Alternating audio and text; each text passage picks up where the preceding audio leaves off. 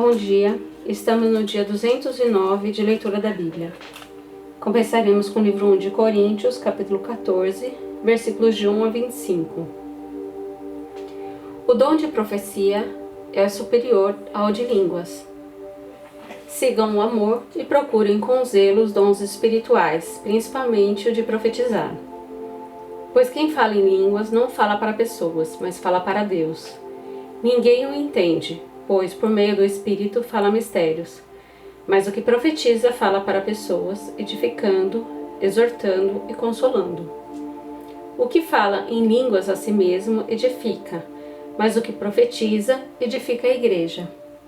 Eu quero que vocês todos falem em línguas, mas muito mais que profetizem. Pois quem profetiza é superior ao que fala em línguas, a não ser que as interprete, para que a igreja receba edificação. E agora, irmãos, se eu for até aí falando em línguas, que proveito vocês terão se eu não falar por meio de revelação, de conhecimento, de profecia ou de doutrina? É assim com instrumentos inanimados, como a flauta ou a harpa, quando emite sons. Se não emitirem sons bem distintos, como se poderá reconhecer o que se toca na flauta ou na harpa? Pois também, se a trombeta der som incerto, quem se preparará para a batalha? Assim também vocês, se com a língua não disserem palavra compreensível, como se entenderá o que é dito? Porque vocês estarão como que falando ao vento. Há, sem dúvida, muitos tipos de vozes no mundo, e nenhuma delas é sem sentido.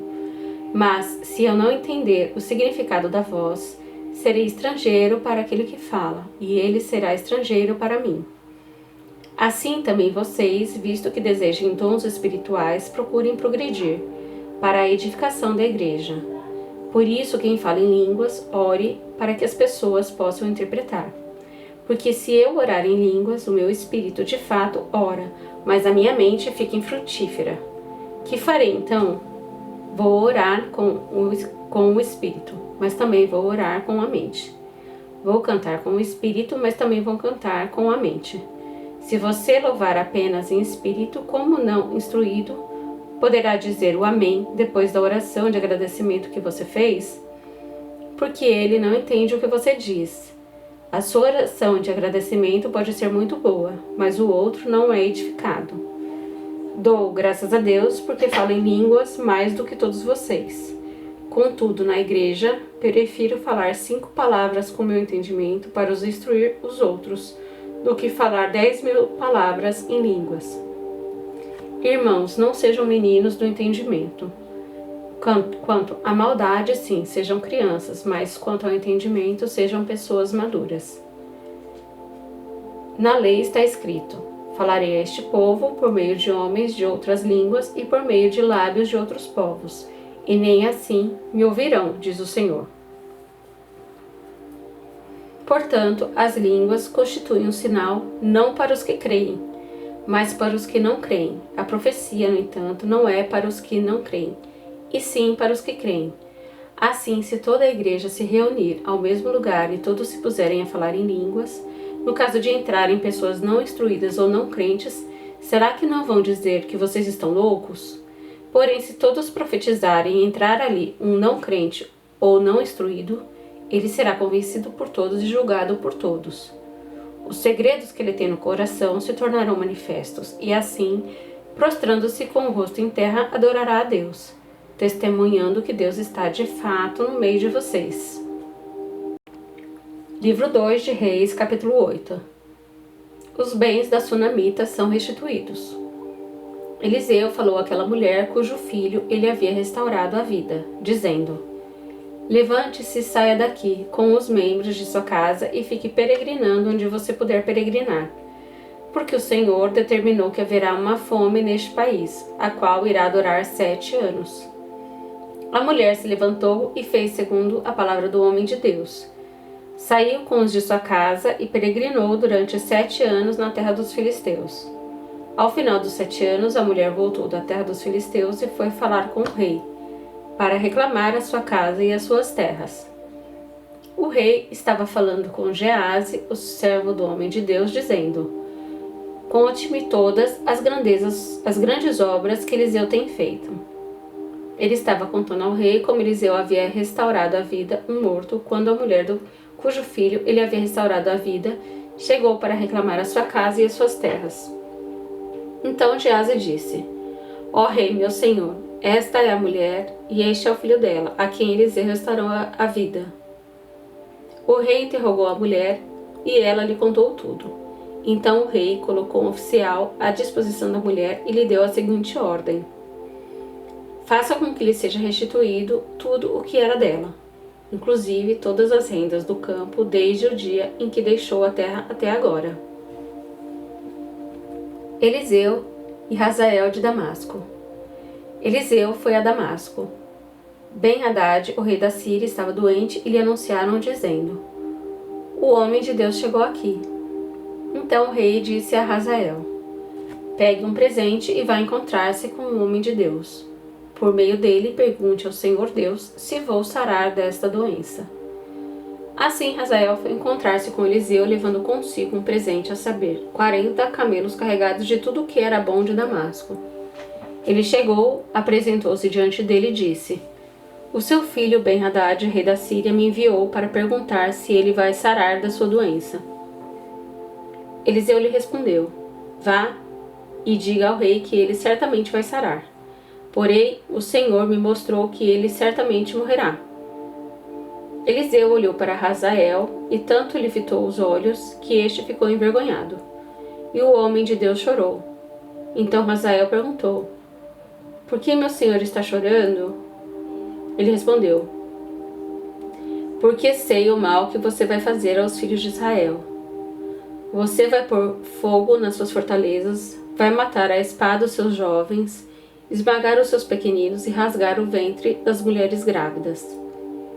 Hazael perguntou: mas o que é este seu servo, este cão, para fazer tão grandes coisas?